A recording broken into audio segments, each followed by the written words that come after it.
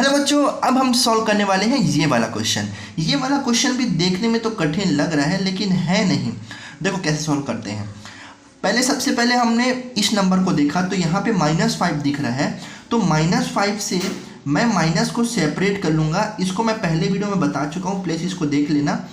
अब इसको 5 की पावर 3 मैंने इस नंबर को सेपरेट कर दिया, मतलब अलग अलग कर दिया, जिसके कारण मैंने माइनस को बाहर निकाल लिया।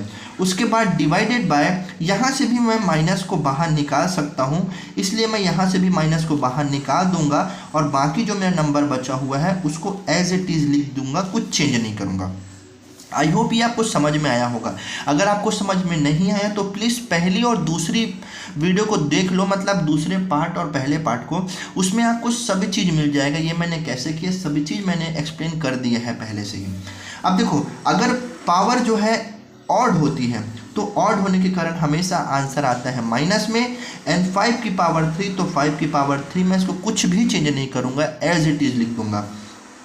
डिवाइडेड बाय, अगर पावर 2 है इसका मतलब क्या हो जाएगा, यहाँ पे 1 आ जाएगा। मल्टीप्लाई 1/5 की पावर 2। ओके, उसके बाद हम क्या करेंगे, इसको मल्टीप्लाई अगर करोगे तो आपके पास नहीं, मल्टीप्लाई मत करो, अभी जैसा है वैसे ही रहने दो। मल्टीप्लाई 5 की पावर 3 डिवाइडेड बाय, अगर हम लोग इसको मल्टीप्लाई करेंगे तो सेम ही आएगा, इसलिए 1/5 की पावर 2 हो जाएगा। अब क्या करेंगे, पावर को डिस्ट्रीब्यूट करेंगे तो -1 × 5 की पावर 3 डिवाइडेड बाय 1 की पावर 2 और 5 की पावर 2, इस तरह से आ जाएगी।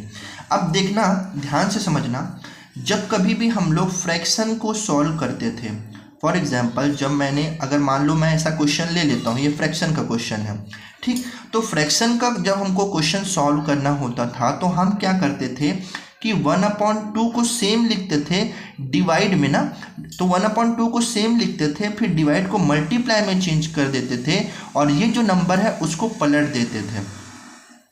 ठीक, पलटने के बाद हम इन दोनों को मल्टीप्लाई करते थे और इन दोनों का, तो 4 × 1 = 4, 3 × 2 = 6, ऐसा इसको सॉल्व करते थे। यहाँ भी हम सेम ही सॉल्व करेंगे। तो देखो, -1 को -1 रखूँगा, मल्टीप्लाई 5 की पावर 3, इसको मैं मल्टीप्लाई में चेंज कर दूंगा, तो 5 की पावर 2 जो है वो ऊपर आ जाएगी, 1 की पावर 2 जो है वो नीचे में आ जाएगी।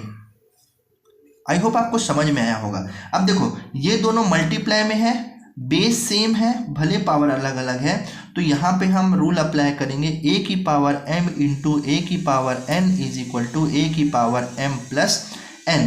तो यहाँ पे हमारे पास आ जाएगा -1 मल्टीप्लाई 5 की पावर 3 + 2 अपॉन नीचे में 1 की पावर 2। अब आ जाएगा -1 मल्टीप्लाई 5 की पावर 5, तो ये हो जाएगा 5 की पावर 5 और नीचे में 1 की पावर 2 है। अब 1 की पावर 2 है, इसका मतलब तो 1 ही आंसर आएगा। माइनस को मल्टीप्लाई कर दो इसके साथ, तो -5 की पावर 5, और ये हमारा फाइनल आंसर हो जाएगा। आई होप आपको वीडियो समझ में आया होगा। अगर नहीं समझ में आया होगा तो फिर से एक बार वीडियो को देख लो, समझ में आ जाएगा।